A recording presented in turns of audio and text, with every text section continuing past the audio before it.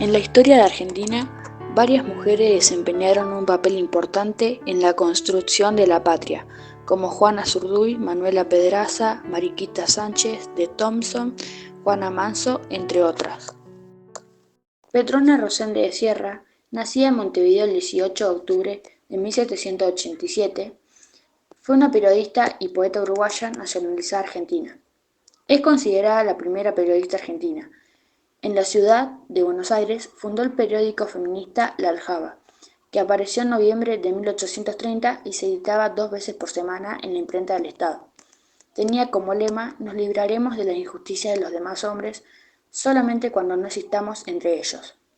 El periódico circuló hasta enero de 1831, en un total de 18 ejemplares.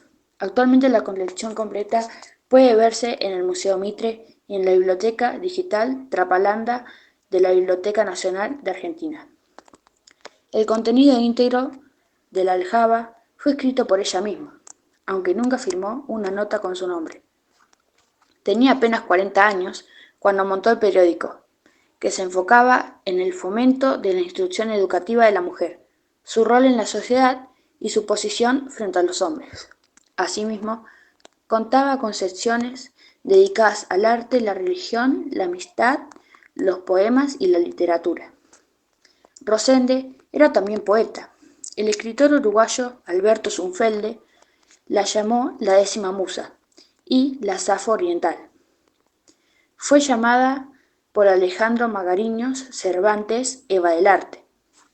Sus versos se publicaron en 1835 y 1837 en el Parnaso Oriental de Luciano Lira, y fue la única mujer incluida en esa publicación. Sus contribuciones en dicha obra tenían una estética particular, como los inicios en mayúscula de cada verso. Otra mujer muy importante para nuestra historia nació el 1 de noviembre de 1786 con el nombre de María Josefa Petrona de Todos los Santos Sánchez de Velasco y Trillo, pero fue conocida como Mariquita Sánchez. Hija única de una de las familias más acomodadas y prestigiosas de la época, recibió una educación con los mejores maestros de ese tiempo. Como todas las niñas de alta cuna, aprendió cultura general, artes, música, idiomas y buenos modales, y logró una formación envidiable. Con los años ganó cierta popularidad en los círculos intelectuales con las tertulias que se realizaban en su casa. Allí se relacionó con representantes de la generación del 37, el movimiento intelectual que fundó el Salón Literario en Buenos Aires, al que adhirieron distintas personalidades como Domingo Faustino Sarmiento, Esteban Echeverría, Bartolomé Mitre, Vicente López, José Mármol y Miguel Cané, entre otros. Se dice que allí mismo en su casa se interpretó el himno nacional argentino por primera vez. Sin embargo, algunos historiadores aseguran que Mariquita Sánchez no dejó ningún escrito en el que se menciona ese hecho tan importante. Aún así, otros aseveran el suceso y hasta le ponen fecha. Posiblemente la interpretación de esta marcha patriótica pudo haber sucedido el 14 o 25 de mayo de 1813. Se trata de un momento cuando comienzan a representarse los símbolos patrios. El triunvirato de entonces entendió que existía la necesidad de una canción oficial.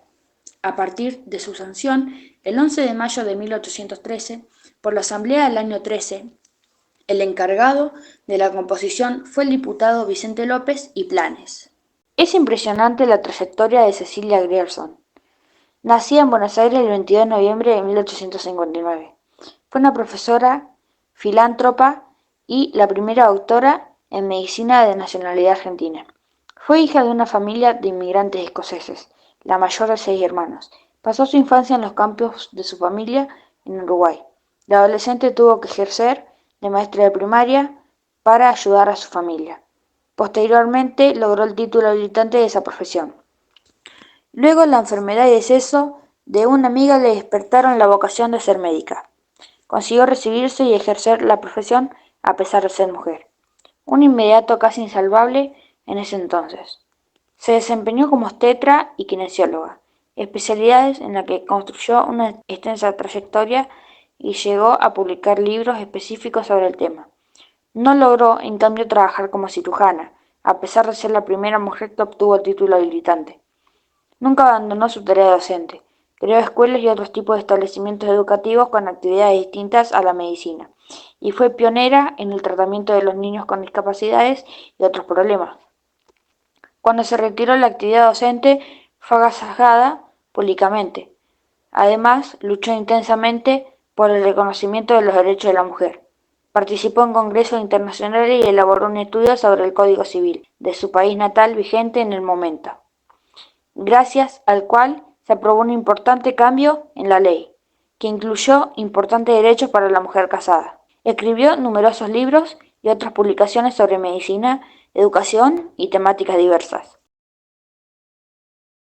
Y para terminar con esto, otra mujer muy importante que hizo pie para nuestra patria fue María Magdalena Damasio Güemes de Tejada, nacida en Salta el 11 de diciembre de 1787, conocida como Macacha Güemes.